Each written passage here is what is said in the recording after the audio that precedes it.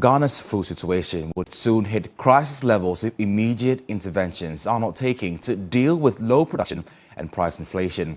Farmer groups and civil society entities have been challenging Agric Minister Dr. Owusu Afriyie Akoto's claim that the Planting for Food and Jobs program produced excess foods in the last cropping season. Now, experts say global factors, including COVID-19 as well as the Russian invasion of Ukraine, have conspired to impact an already bad situation. Ghana, like some African countries, is practicing food protectionism to avert effects of grain shortages on the global market.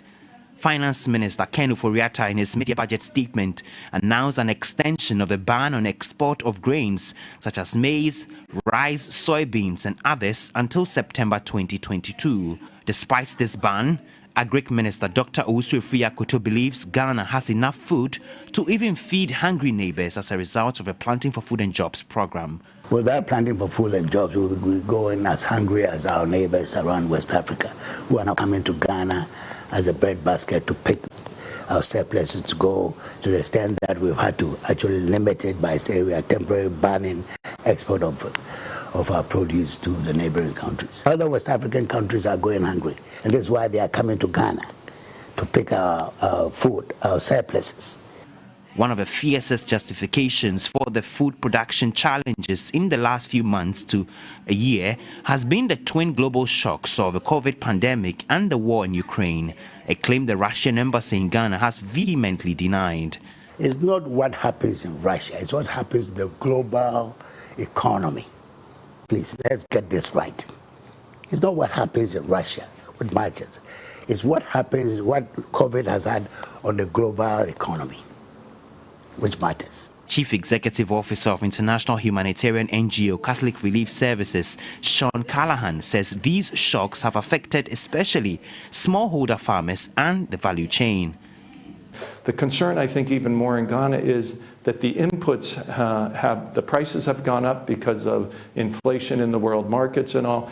And so it's likely, as we're talking to small farmers, that they're going to probably produce less. And if they produce less, given this other confluence of negative factors going on for food security, it's likely that if not in 2022, in 2023, we could see even a deeper debt situation as far as food security goes. The organization has been doing a lot of work with local farmers in Ghana's rural communities. Making sure that we have the farming systems set up for production, marketing, selling, and things of that nature.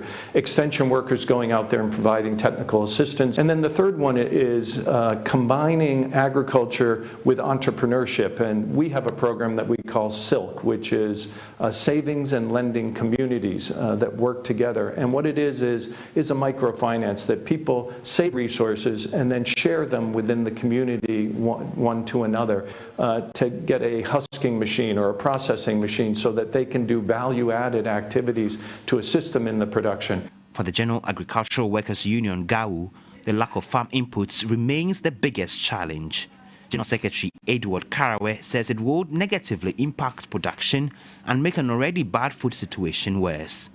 The question you have to ask today is, are farmers now better off and are capable of buying the same quantities of fertilizer that is needed per plot today at the current prices than before, thereby warranting government to reduce the subsidy? Because we should know that it is a development tool. And when you cut it off prematurely, it will affect production. And what we are expecting is that this year, output will be very low because farm size has been cut down.